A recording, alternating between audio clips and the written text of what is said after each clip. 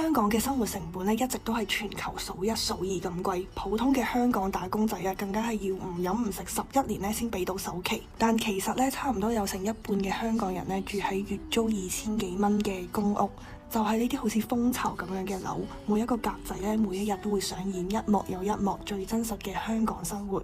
Hello， 大家好，我係 Cool。咁我由香港搬到嚟深圳咧，不知不覺已經半年有多啦。原因就係咧，香港嘅屋企真係有啲細嘅。咁同大家簡單咁樣介紹一下香港主要有邊幾類型嘅房屋先啦。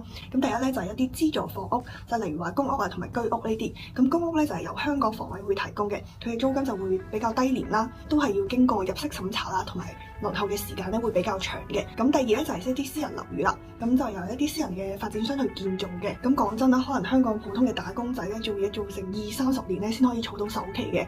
咁 Cool 咧，除非六合彩中咗頭獎啦，如果唔係咧，真係唔會諗置業呢個問題咯。不過都歡迎大家一鍵心連，早日幫助 Cool 上車。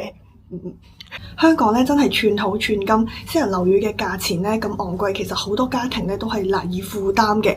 但係又輪唔到公屋嘅話咧，淨係可以住劏房啦。咁而家咧依然有成22萬人咧係住喺劏房入邊嘅。咁講到其實普通嘅香港市民咧，大部分都係住喺公屋嘅，有成1/3嘅人口。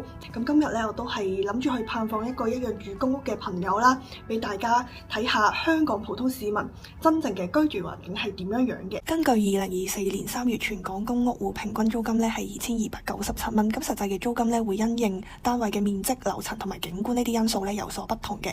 咁今日導遊 Cool 咧將會帶大家睇嘅咧就係位於黃大仙嘅一個2房公屋單位。哇，有貓 ！Hello。咁屋企就係3個人住嘅，咁呢度就係客廳啦，就冇 sofa 嘅，因為養咗3隻貓。小嫻同佢嘅屋企人咧都係超級愛貓人士啊！屋企嘅思維咧完全留俾咗3隻貓貓。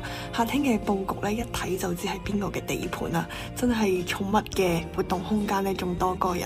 香港蝸居咧最大嘅問題就係收納啊！一入門口嗰陣咧我就俾呢堆衫吸引咗。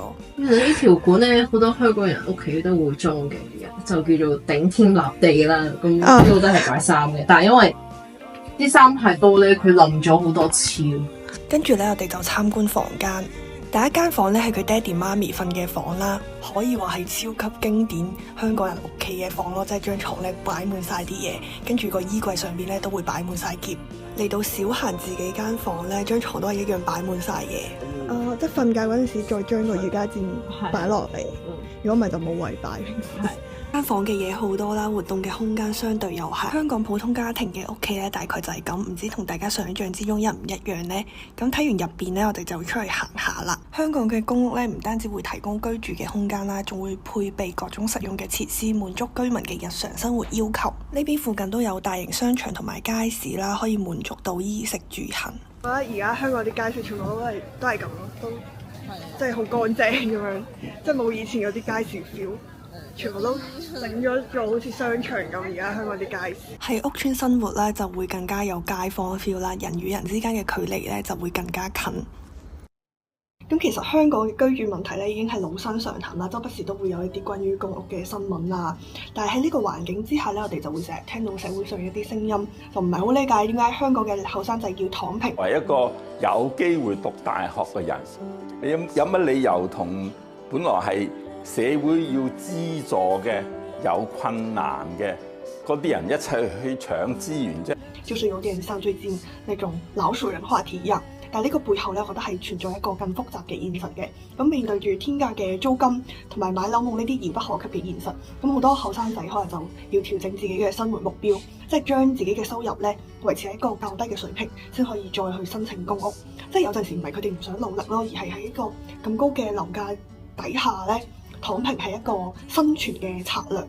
咁唔知大家對香港嘅房屋問題又點樣諗呢？歡迎喺評論區留言。咁我哋今日條片咧就到呢度啦，下次再見啦，拜拜。